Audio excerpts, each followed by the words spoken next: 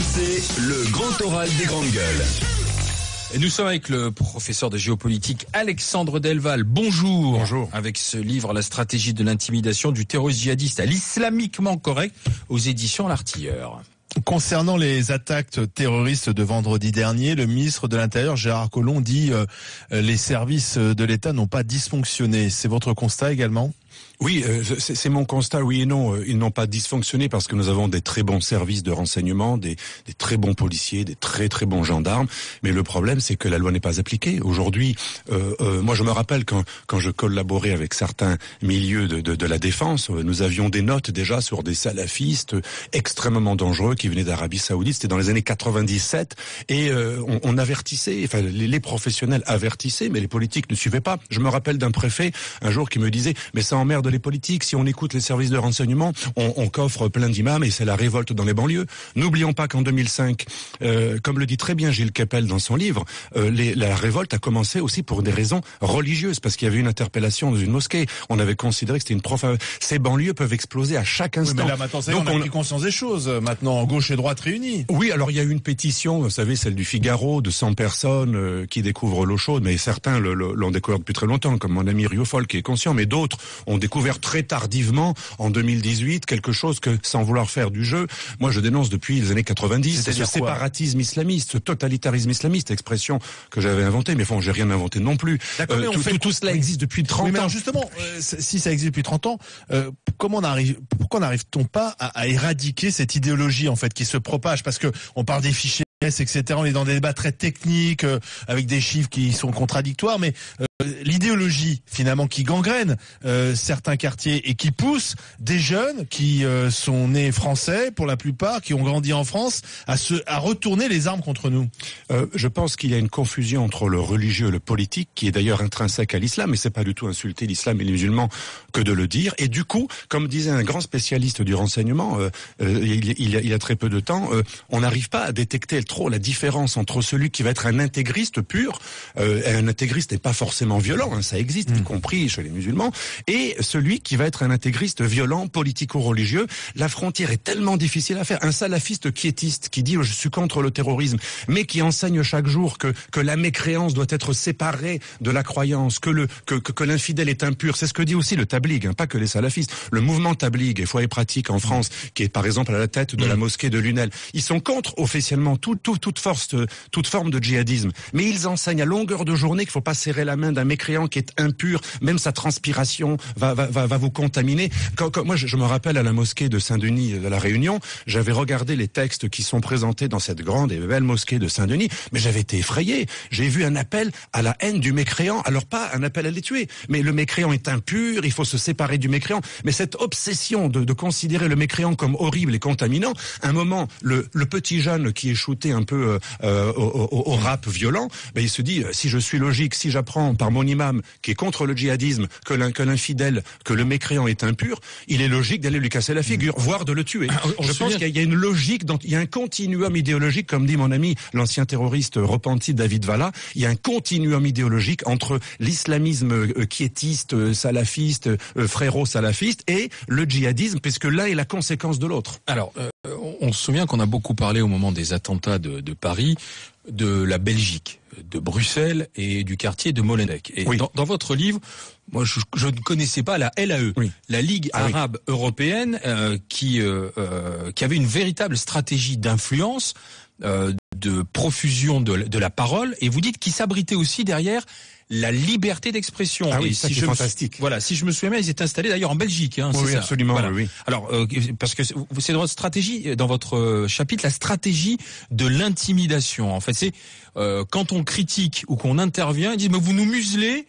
Vous êtes contre la liberté d'expression et vous nous empêchez de parler. Alors, qu'est-ce que c'était que cette LAE, Alexandre Delval? Alors, la LAE, elle était plutôt proche du Hezbollah à l'époque. Elle vénérait le djihadisme du Hezbollah, la haine anti-juive du Hezbollah, qui est un mouvement pro-iranien, chiite libanais, mais qui est très, très, très anti-juif et anti-israélien, et qui est en concurrence avec le Hamas pour être le chef de file de la haine envers les juifs et les israéliens. Je dis « et » parce que c'est les deux à la fois. Et ce mouvement faisait carrément des appels à tuer les juifs en pleine rue à Bruxelles. Mais, comme il se masquait masqué derrière la lutte contre l'islamophobie, il prétendait aller surveiller la police pour éviter les délits de faciès. Donc il masquait un totalitarisme haineux, anti-juif, anti-belge, avec un appel d'ailleurs à désobéir aux lois belges pour faire primer la charia, mais il se permettait d'aller faire des contrôles des policiers pour que ceux-ci n'aient pas de délits de faciès et de dérives islamophobes.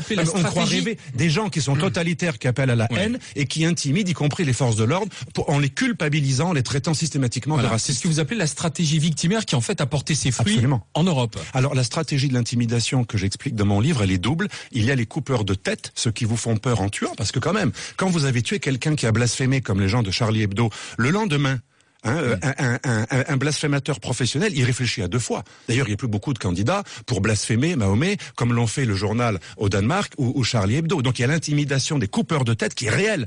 D'ailleurs, c'est pour ça que se foutre du pape, mettre des bonnes sœurs et des papes dans des positions horribles, dans des dessins absolument offensants, le nombre de tombes chrétiennes profanées chaque jour, on ne les compte même plus. Moi, j'ai des chiffres de renseignements, enfin c'est effrayant. Mais pourquoi on n'en parle pas? Parce que tout simplement, les chrétiens font plus peur à personne. Tant mieux. Mais donc il y a les coupeurs de tête et de l'autre côté, les coupeurs de langue. Ce que j'appelle les coupeurs de langue, c'est le terme d'un de mes amis, un journaliste italien d'origine égyptienne, Magdi Allam. Il appelle les taglialingue, les coupeurs de langue, ceux qui vous empêchent de parler. Et les uns, finalement, sont complémentaires des autres. Parce que quand on coupe des têtes au nom d'une doctrine qui est dans la charia, les coupeurs de langue vous disent c'est interdit d'interpeller les sources djihadistes, les sources coraniques, chariatiques du djihad. C'est très compliqué les débats sur l'islamisme, sur le terrorisme, parce que finalement, d'un côté, on se fait traiter d'islamophobe, et de l'autre, on est traité d'islamiste. La caricature est un peu dans les 2 camps. Ici même d'ailleurs parfois, on peut parfois déraper. Et donc, tu es islamiste, alors toi tu es islamophobe. Et finalement, il n'y a plus de débat derrière. Alors c'est vrai qu'il n'y a plus de débat. Peut-être qu'il faudrait revenir un peu plus de raison entre les islamistes et les islamophobes. Il y a peut-être un juste milieu. Et moi, je suis scandalisé quand une partie de l'extrême gauche considère la critique de l'islam, qui est d'ailleurs celle de nombreux musulmans, une critique pas de haine, mais une critique au sens analysé avec la raison. On assimile aujourd'hui, j'en ai parlé avec Edwy Plenel dans Salut les Terriens, j'ai été effrayé de voir que je parlais avec d'ailleurs Ardisson de l'islamisme radical, et Edwy Plenel me dit on stigmatise les musulmans. Mais c'est effrayant, ce débat est ubuesque. Depuis quand critiquer une religion, ou plutôt les sources problématiques de certains textes d'une religion, ce qui est un fait, est une haine envers les musulmans? C'est complètement fou. Moi, je suis chrétien, j'ai une certaine foi, comme tous les gens d'origine italienne, il y a même un côté identitaire chrétien, mais je ne me sens pas vexé si on critique la Bible, le Nouveau, l'Ancien Testament. Je me sens absolument pas visé personnellement. J'accepte. C'est surtout que les mêmes qui traitent d'islamophobe celui qui critique l'islam, et on peut critiquer une religion, pouvaient critiquer le catholicisme, et ils auraient pas aimé qu'on les critique, qu'on les dise cathophobes. D'ailleurs, le terme n'explique. Avant, on bouffait du curé. C'était accepté. Mais bouffer du imam, c'est moins accepté. Oui, mais moi, je suis assez effrayé de voir qu'à chaque fois qu'on parle du racisme, on parle de l'antisémitisme, et c'est très juste. Et moi, j'ai beaucoup lutté contre la nouvelle judéophobie avec Taguieff, avec d'autres. On parle de l'islamophobie, on oublie toujours la christianophobie. Alors qu'aujourd'hui, la religion, et on a beaucoup de chiffres officiels, y compris de l'OSCE là-dessus, la plus persécutée en nombre de morts dans le monde, y compris en Inde, en Chine, en Corée du Nord, pas que dans les pays musulmans, c'est le christianisme. Et c'est la phobie dont on parle le moins. Enfin, c'est complètement sidérant. Et je dis dans mon livre, c'est tout simplement Al Capone qui avait compris l'origine de tout cela. Quand il y a une force derrière une proposition, elle est beaucoup plus convaincante. Et donc, les chrétiens font peur à personne. Donc, du coup, leur dénonciation de la christianophobie est moins convaincante. Mais nous sommes quand même tous devenus des coupeurs de langue, parce que quelque part, plus personne n'ose appeler un chat un chat. Donc je pense que si tout le monde osait prononcer les mots que aujourd'hui sont tabous, je veux dire, demain tu mets pas tout le monde en procédure tous les 5 minutes, quoi. Mais effectivement, dès que tu te sens isolé dans quelque chose. Moi, ce que j'arrive pas à comprendre dans ce raisonnement-là, en fin de compte, c'est que autant qu'on ait des intérêts économiques avec certains pays, où on ferme les yeux, que ce soit sur l'Arabie Saoudite, j'en parle de mon livre d'ailleurs. On est content de leur vendre ceci, cela, très bien. Mais je veux dire, pourquoi sur notre territoire, on n'arrive pas à faire appliquer nos lois? Je parle pas d'en créer des nouvelles, juste faire appliquer nos lois. Pourquoi on nous dit que tous les experts nous disent qu'il faudrait fermer des dizaines de mosquées en France, et en fin de compte, là, on expulse un imam, on est content. Encore, on ne ferme pas la mosquée, juste on expulse un imam. Mais quel intérêt ont nos politiques à entretenir Alexandre, moi, j'ai une réponse. J'avais parlé avec Charles Pasqua. Alors on l'aime ou on l'aime pas, mais j'avais bien aimé sa réponse. Je lui ai dit comment ça se fait que quand vous étiez ministre de l'Intérieur, c'est la seule année, enfin 1 an et demi, pendant laquelle le salafisme était interdit de financement en France. On avait coupé tous les financements du salafisme par l'Arabie Saoudite. Il m'a dit Eh ben moi, je suis pas énarque, je suis assez simple, concret. De fils de berger, j'ai parlé à mon homologue saoudien, fils de bédouin, et de berger à bédouin, je lui ai dit, tu aimerais pas que je finance le prosélytisme chrétien chez toi? D'ailleurs, c'est interdit, c'est impossible. Je te demande de pas le faire chez moi. Et il m'a dit qu'il a été surpris par la facilité avec laquelle, sans avoir peur de lui, le bédouin lui a dit, pas de problème. Et on me l'a jamais demandé. Ce qui avait frappé Pasqua, il me disait, on n'avait jamais demandé, même poliment, de ne pas financer des mouvements subversifs. Et je me rappelle de notes du renseignement dans les années 90 où déjà on alertait sur le fait que des salafistes arrivés de Médine, égyptiens ou saoudiens ou autres, formés à Médine, venaient semer la haine dans nos banlieues. C'est incroyable. Nos hommes politiques n'ont même pas demandé quelque chose de facile à obtenir. D'accord, mais quand on entend Manuel Valls dire il faut interdire le salafisme, et Édouard Philippe lui répond, on peut pas interdire des idées. Alors, on peut pas interdire des idées, mais quand même, moi, je pense que Valls a raison. Peut-être pas l'idéologie. On peut pas interdire une idée. On peut pas interdire quelqu'un de penser. Mais je me rappelle, encore une fois, je reviens sur ces notes. Dans les années 96, 97, nous avions des notes de gens, on avait les noms, Aubervilliers, on avait les lieux, Lyon, on savait qui prêchait la haine dans quel quartier. Et impossible de les faire interdire. C'est incroyable. Ces gens prêchaient la haine. Ils étaient formés à Médine. Il y a des imams qui se font expulser. Il y en a un, en région parisienne qui vient d'être expulsé. Il était de nationalité marocaine. Bon, oui. On y arrive quand même. Par exemple, les prédicateurs les plus dangereux, par exemple, El Qardawi, qui est l'un des penseurs mondiaux des frères musulmans, qui forme les imams à Château-Chinon. Il faut savoir qu'en France, on a une université de formation d'imams. Moi, j'ai lu les ouvrages en vente libre à la FNAC. C'est la provocation à Château-Chinon. À Château-Chinon, c'est la provocation. Absolument, mais Mitterrand a voulu donner aux frères musulmans pas mal de mètres carrés. Eh bien, il faut savoir que le patron de la formation des imams en Europe, qui est basé à Château-Chinon, il est aussi le président du conseil de la fatwa de la prédication, Qardawi. C'est un homme qui soutient des kamikazes en Irak, qui a fait des fatwas pour que même des femmes puissent se faire sauter, y compris les handicapés. C'est lui qui a fait des fatwas pour tuer les juifs, que même c'est lui qu'on a choisi pour former des imams en France. En se référant au Coran, il a même cité des Corans, des sourates du Coran et des hadiths. C'est ce qui complète le Coran dans la loi islamique. Il a même cité des références pour conquérir Rome, et à partir de Rome, toute l'Europe sera islamisée. Il a même écrit un livre, Le licite et l'illicite, qui est le manuel le plus vendu, le plus grand best-seller à usage des musulmans européens, où il donne les lieux sur lesquels on peut frapper une femme, les lieux du corps, les points du corps où on peut cogner, c'est comme quelqu'un de charmant, et aussi les 3 raisons pour lesquelles on peut buter quelqu'un. Il vous dit quelqu'un qui blasphème, un musulman qui quitte l'islam, on peut le buter. C'est écrit noir sur blanc. Et lui, il fait quoi? Vous me croyez si vous voulez. J'ai rencontré 2 ministres de l'Intérieur en leur montrant le livre en face des yeux. Bon, je ne dirais pas lesquels, c'était il y a un certain temps. Ils n'ont pas voulu l'interdire. Et cet homme-là, il fait quoi maintenant? C'était des gens de ma sensibilité, c'était pas des naïfs. Ils ne voulaient pas l'interdire. Et cet homme, il fait quoi maintenant?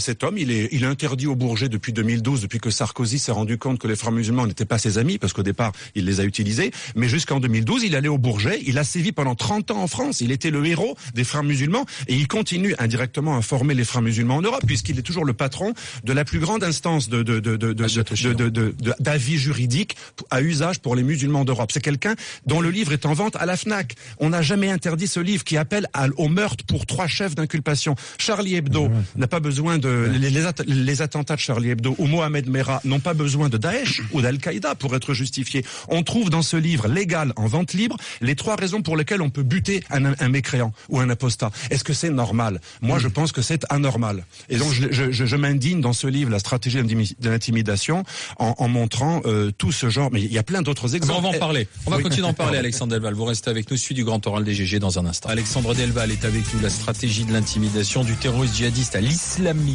correct, livre très documenté parce que c'est aussi un cours d'histoire.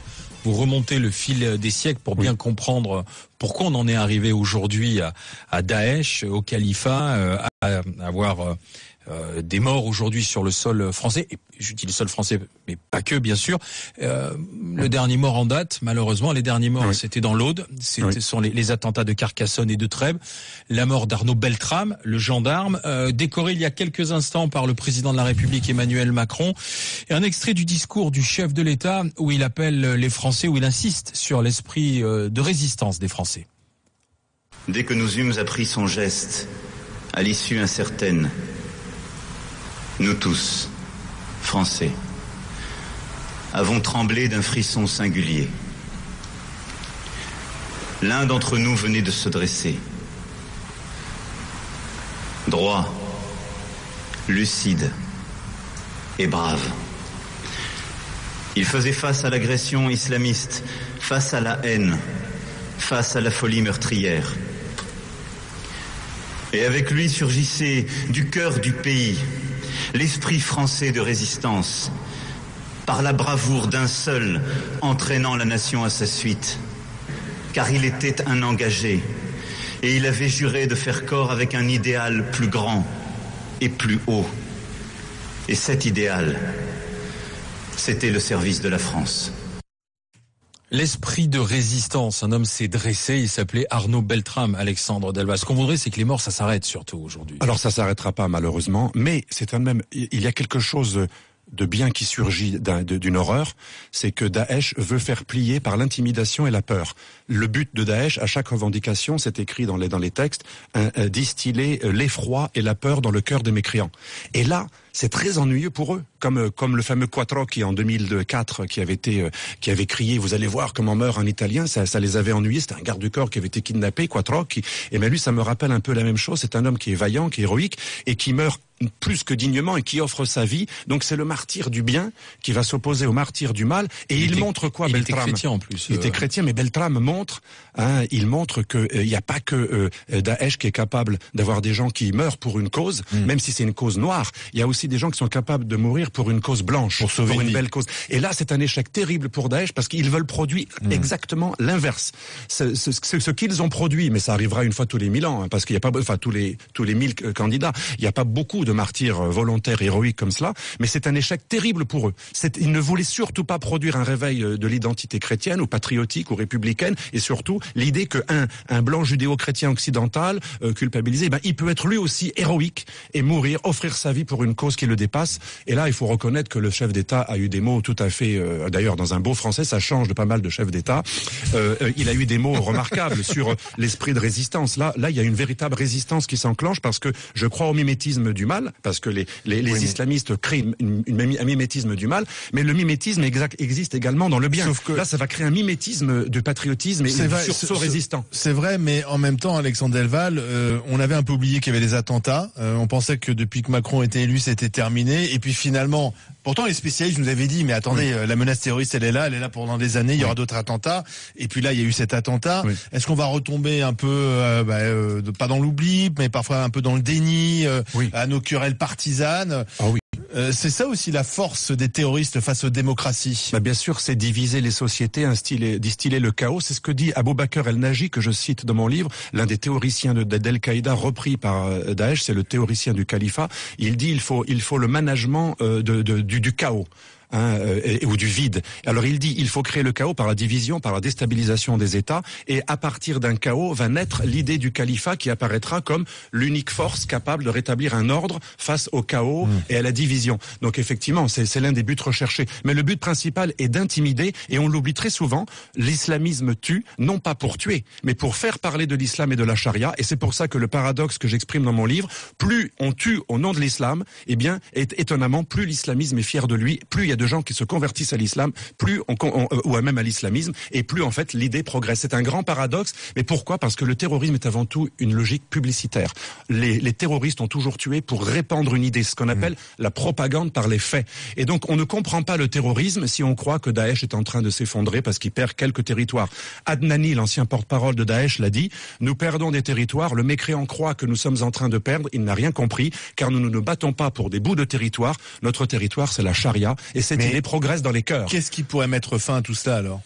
Eh bien, je pense que nous pouvons déjà avoir un système judiciaire plus adapté. On peut faire en sorte que les prisons ne soient plus des foyers d'incubation terroriste. Alors, c'est le cas aujourd'hui. Je me rappelle d'une autre note de renseignement dans les années 90 qui montrait qu'il y avait même des convertis à l'islamisme en prison qui arrivaient à convertir des surveillants de prison. Il n'y en a pas beaucoup, mais je me rappelle d'une note d'un surveillant qui était parti faire des congés sans solde en Afghanistan. Donc, on le sait depuis 30 ans, tout cela. Les prisons sont un incubateur de terrorisme, et tout cela n'a pas l'air d'être traité, de même que les surveillances. Tous les types qui ont fait des attentats, enfin la moitié, auraient pu être empêchés puisqu'ils ont été libérés par anticipation, ou alors ils n'ont pas été surveillés suffisamment faute de moyens. Il nous faut 15 personnes, 15 à 19, me disait un des patrons de renseignement intérieur, il me disait, il nous faut entre 15 et 19 ou 20 personnes pour surveiller un fichier. Mais il y a 11 000 fichiers S pour radicalisation.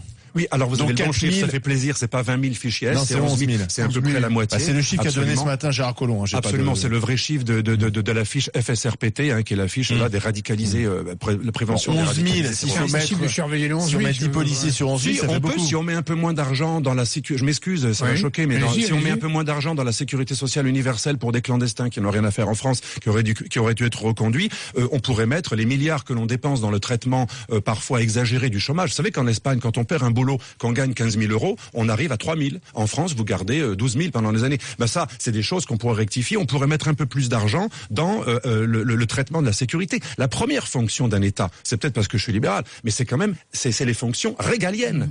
Et au détriment des fonctions régaliennes, on a rempli plein d'autres fonctions. C'est comme la politique de la ville. Tous les milliards qu'on a mis dans la cité pour construire des centres et des terrains de football ont été détruits. C'était des milliards pour rien. On ferait mieux d'assurer la sécurité. Faire un rapport, on va en mettre encore un peu plus. Absolument. On ferait mieux d'assurer la sécurité dans les banlieues parce que les habitants des banlieues sont les premières victimes des casseurs, des imams salafistes et des vendeurs de drogue qui ont des chauffes et qui instaurent une terreur pour pas que les policiers viennent. Salma Rali, qu'on peut pas accuser d'être extrême droite, la sénatrice de gauche, elle a dit il faut un plan de désarmement des banlieues. Envoyons l'armée s'il le faut. Mais qui aura le courage? Moi, je me rappelle en 2005, le seul souci de nos forces de police, sur consigne des dirigeants, c'était qu'il n'y ait pas de casse du côté des émeutiers. Le souci était qu'il n'y ait pas une bavure, que les pauvres émeutiers ne soient pas frappés, qu'il n'y ait pas de mort parmi les émeutiers. Monsieur Sarkozy, il faut le rappeler, il faut être précis. Je ne dirais pas non. Monsieur Delval, moi j'ai une question à vous poser. Oui. Tous les musulmans, évidemment, ne sont pas des djihadistes. Mais les djihadistes proviennent tous de l'islam et sont musulmans. Moi, j'aimerais savoir pourquoi est-ce que lorsqu'on dit ça, le politiquement correct fait qu'on est traité forcément de facho et crie haut et fort au scandale.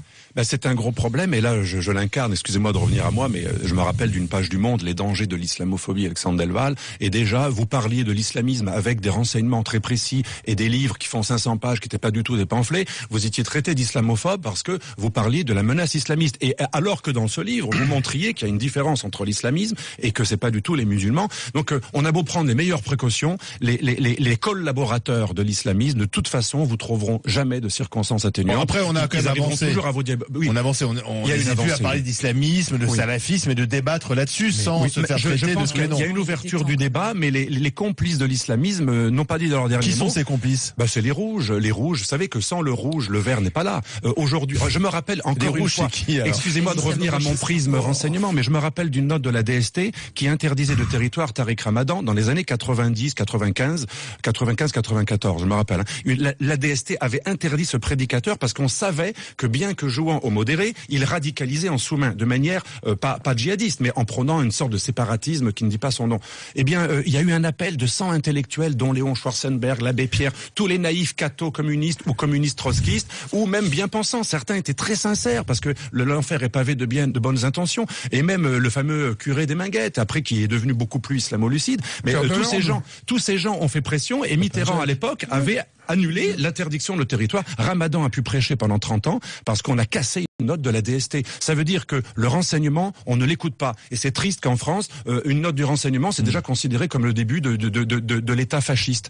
Et donc peut-être qu'un jour on sortira, non pas de cette c'est les femmes victimes qui ont mis hors d'état de nuire Ramadan finalement. C'est pas la note de la DST, ce sont les femmes victimes de Ramadan qui ont mis hors d'état de nuire. Moi je salue le courage extraordinaire de Ni pute ni soumise qui comme moi, comme Rachid Kassi, comme d'autres, qui avait déblayé le terrain déjà depuis les années 90. Il y a eu quelques personnes et elles sont très courageuses parce que comme Sifawi, comme d'autres, elles sont traitées d'apostates et donc elles ont un courage inouï. Il faut savoir que il y a même des islamo-gauchistes.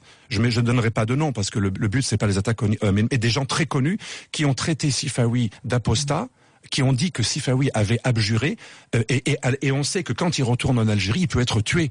Il a une fatwa d'ailleurs, il faut le rappeler. Il y a des islamo-gauchistes très connus, des géopolitologues fameux qui ont pignon sur rue dans les plateaux télévisés, qui se permettent de faire pire que certains islamistes. Ils déclarent apostat des gens, de sorte que si un jour ce genre de personnes sont tuées dans leur pays d'origine, ce sera leur faute. Mais vous vous rendez compte de la complicité? Des gens qui prennent pas beaucoup de risques en plus. C'est une complicité à une possibilité d'assassinat de quelqu'un. J'ai une question de Catherine sur Twitter. Que pensez-vous de ces imams algériens qu'on va faire venir pour le Ramadan, parce qu'il y en a pas assez en France? Alors visiblement on les a triés sur le volet, on est sur 2, c'est une bonne idée? Alors paradoxalement, ça va plaire aux Algériens, mais je le dis pas pour leur faire plaisir, paradoxalement, le pôle le plus modéré aujourd'hui de l'islam de France, avec peut-être Chalgoumi, c'est la mosquée de Paris qui est gérée par l'Algérie, enfin qui est financée par l'Algérie, et qui fut marocain il y a très longtemps, mais qui a été repris par l'Algérie depuis des décennies. C'est assez étonnant. Et là encore, ça enlève une idée reçue. On nous dit l'islam radical, c'est celui qui est financé par l'étranger. Pas toujours. C'est vrai pour les Turcs, pour les Qataris, pour les Saoudiens, le salafisme avec la Ligue islamique mondiale. Pour les Algériens, c'est l'inverse. La mosquée de Paris est le pôle aujourd'hui le plus modéré. Et donc les choses ne sont pas aussi manichéennes qu'on le croit. L'Algérie qui a connu aussi les ravages du terrorisme islamiste. Absolument. L'Algérie, il faut quand même saluer le combat de déradicalisation en Algérie qui est très très avancé. Il faut savoir que les Algériens ont réussi à mettre en place des cellules de déradicalisation extrêmement sophistiquées avec des gens qui connaissent parfaitement le salafisme. Parce que quand vous voulez déradicaliser un salafiste... À la fin, il y a eu quand même eu un compromis avec Bouteflika. Bien sûr, j'allais y venir. Mais vous avez tout à fait raison. Non, vous avez tout à fait raison. Il y a une sorte d'ambiguïté. C'est quoi la déradicalisation, la mode algérienne? Alors, ils prennent des salafistes qui rentrent dans le cerveau du salafiste djihadiste, parce que quand vous voulez déradicaliser un salafiste qui sait que de nombreuses corates promettent le paradis par la guerre. Si vous dites l'islam à l'odros, c'est le vrai islam, l'islam bisounours, l'islam soufi, sympa, mais le type, il rigole. Vous n'avez aucune prise sur lui. Par contre, si un ancien salafiste qui connaît parfaitement les textes, qui légitime le passage à l'acte et qui déresponsabilise, qui donne une légitimité, une caution religieuse, vous pouvez beaucoup. C'est ce que dit David Valla, l'ancien terroriste proche de Khaled Kelkal et des réseaux bosniaques, qui avait été initié d'ailleurs en Afghanistan. Il dit lui-même, vous ne pouvez pas lutter contre le salafisme djihadiste si vous ne rentrez pas dans le cerveau, si vous n'avez pas une terminologie qui lui parle. C'est le principe de la communication virale. Il faut introduire un virus dans le cerveau de l'autre. Il faut prendre un ancien alcoolique pour désintoxiquer un alcoolique. Bien sûr, c'est les thérapies américaines comportementales cognitives. Vous parlez dans votre livre, c'est un chapitre qui est intéressant, après la stratégie victimaire du lobby islamique. Ici en France, on a le Conseil représentatif des musulmans de France, et vous dites qu'aujourd'hui, il y a peut-être une erreur stratégique géopolitique, c'est qu'il est aux mains d'un pro-Erdogan. C'est quand même assez stupide. Alors il s'en défend, je sais qu'il va s'en défendre, mais n'empêche que il a été élu l'année dernière. On connaît le profil de monsieur Ahmed Ograz. Bon, il fait son boulot, on peut pas lui en vouloir. Lui, il représente un islam turc, même s'il est français, de nationalité, même s'il parle très bien français, mieux que certains imams. Mais n'empêche qu'aujourd'hui, le CFCM est aux mains d'un lobby pro-turc, pro-Erdogan, qui est lié au réseau de mosquées financé par la Turquie, avec des réseaux d'imams envoyés par la Turquie, financés par la Turquie. Alors quand la Turquie était laïque, la Diyanet, le ministère turc du culte, était intéressant parce qu'il promouvait en France un islam turc relativement endogane, mais relativement républicain, à la lumière des kémalistes. Mais depuis qu'Erdogan a dékémalisé la Turquie, ce que j'ai annoncé en 2002, on m'a lynché pour ça, mais malheureusement, j'avais pas tout à fait tort. En 2002, j'avais écrit un livre sur la dékémalisation de la Turquie par Erdogan. C'est la stratégie du cheval de Troie. Et depuis qu'Erdogan a repris en main le culte, le culte qui jadis était géré par des kémalistes, donc il y avait un islam relativement apaisé. Aujourd'hui, ce culte de l'État turc s'est réuni il s'est réuni avec la mouvance Miliguruj, qui est l'équivalent des frères musulmans. Mais est-ce qu'il n'y a pas de cynisme Erdogan? Il a des propos quand même un peu douteux quand tu écoutes Erdogan qui dit clairement que aujourd'hui, Turc, vous vivez en France, vous travaillez en France, c'est votre territoire. Faites pas 3 gosses, faites-en 6, faites-en 10. Et comme ça, je sais pas. Non mais c'est surtout que le président du CFCM est marié, sa femme, et la cousine de la femme d'Erdogan. Parce que ça crée des liens assez simples.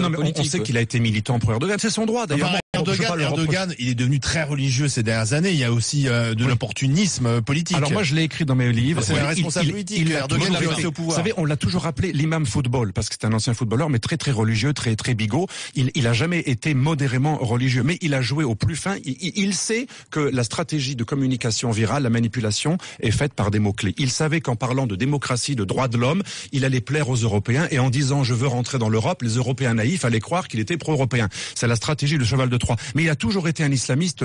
Moi, je connais bien des militants laïcs turcs. Ils ont toujours été choqués par le fait qu'on présente Erdogan pendant des années comme l'équivalent d'un démocrate chrétien. Non, mais c'est aberrant.